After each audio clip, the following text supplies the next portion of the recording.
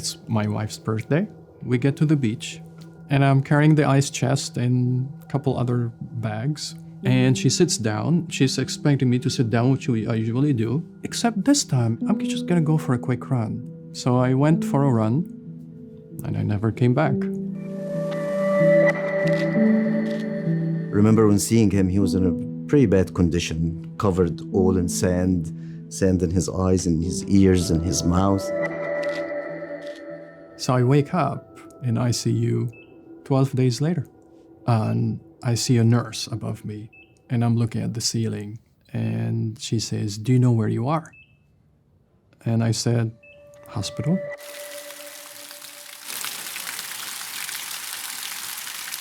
Say hello to your mom. Say hello. Say hello. Hi. Hello, salami. Salami and cheese. Salami and cheese. So we presumed that he had a heart attack that led to his heart stopping and then drowning in the water. We had to cool his body temperature, call it hypothermia, mild hypothermia, just to protect the brain from the effect of the loss of circulation during the CPR. And another reason nobody knows, again, other than God, whoever you believe in, our brain and our heart, once they are damaged, they do not regenerate. They do not heal, make new cells to regenerate. What damage is done, it's done. So your biggest fear is when somebody with no oxygen, no circulation, you have more than 1 or 2 minutes, you're worried that there will be enough damage. And unfortunately, actually, the prognosis in out-of-hospital cardiac arrest is very dismal.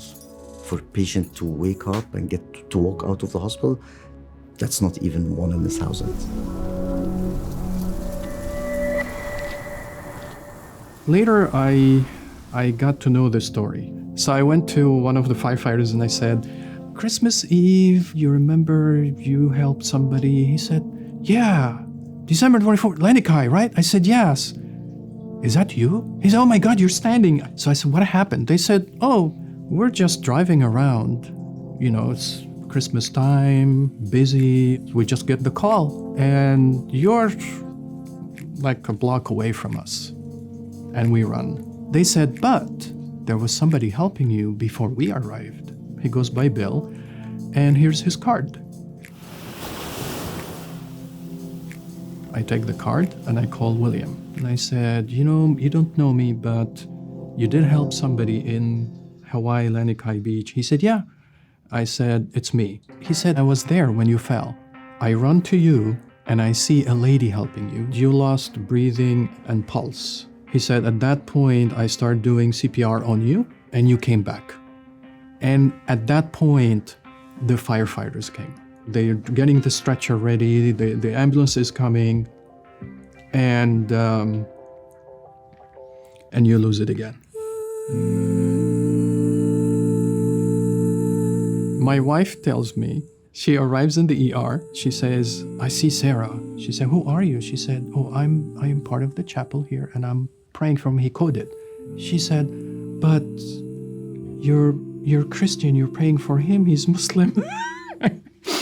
So later, of course, I told Sarah, I said, "Sarah, you can pray anything for me. We'll pray together." She's a sweetheart. After they got discharged, I kept in touch with them for a little bit, but honestly, like a whole year went by. And then on Christmas Eve the next year, I get this text message and it's Fadi stand-up paddleboarding. And my heart was just like, oh my goodness.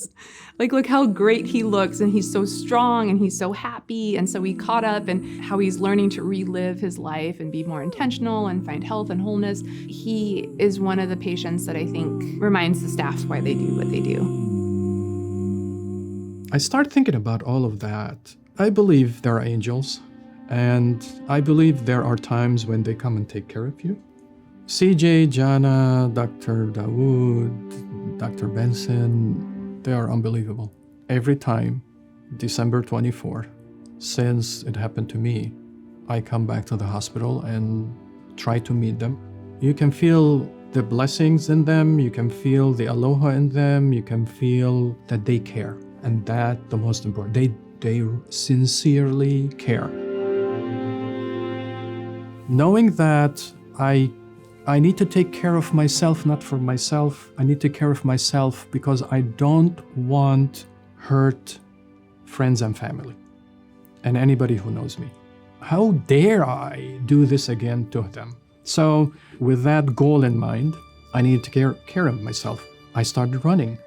5 minutes, 6 minutes. Now I can do 65 minutes, 4 miles straight jogging, and then I do 2 miles walking after that. My health was important to me, but it wasn't my priority.